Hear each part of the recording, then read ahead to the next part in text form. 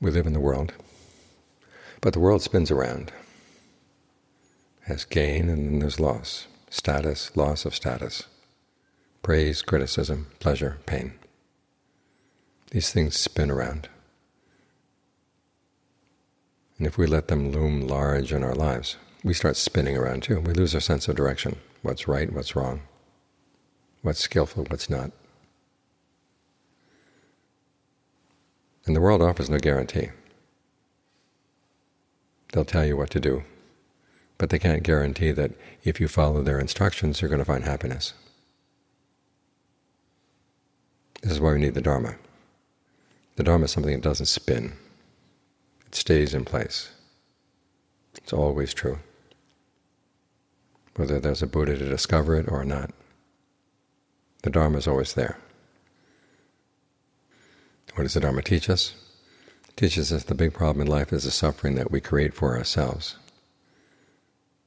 So the solution is not going to lie in getting more gain and status and praise and pleasure, because we can turn those things into suffering. We have to learn how to contemplate these things and contemplate their opposites and get the best use out of both. If we can lift our minds above the world, now we can see that even loss and loss of status and criticism and pain have their uses. And that way we benefit no matter what happens in the world. That's the skill we need to master. And we do it by training the mind. We train it in generosity, we train it in virtue, we train it in meditation, especially in the meditation. Because where does the generosity and virtue come from? It comes from the mind. So we work directly on the mind with the meditation, but we work indirectly through the generosity and virtue. All come down to training the mind to look after itself.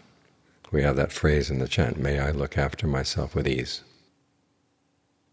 It also could mean, "May I look after myself happily." And the way you look after yourself happily is by getting the mind above the world, lifting it up, bringing it into the meditation. In the canon, they make a comparison with someone standing in a high tower, looking down on people below. And you can see the affairs of the world and yet not be involved in them, not get embroiled in them. You can view them with a certain amount of detachment. Then you begin to see the world just goes around and around and around. Whereas if you stay up in your high tower, you don't have to go around with it. And that way you can maintain your sense of north and south, east and west, right and wrong. Live in the world but not be soiled by the world. That's what they say. The image they give is of a lotus, rises up above the mud. And when it opens its petals, the petals are totally pure. So try to lift the mind above the affairs of the world. Take them as Dharma lessons. When you see people misbehaving, remind yourself, this is what misbehavior looks like. If I do it, this is what it's going to look like.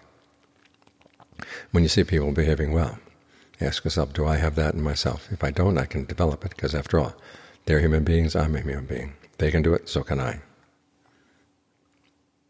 That's how you benefit by being in the world, and above it at the same time.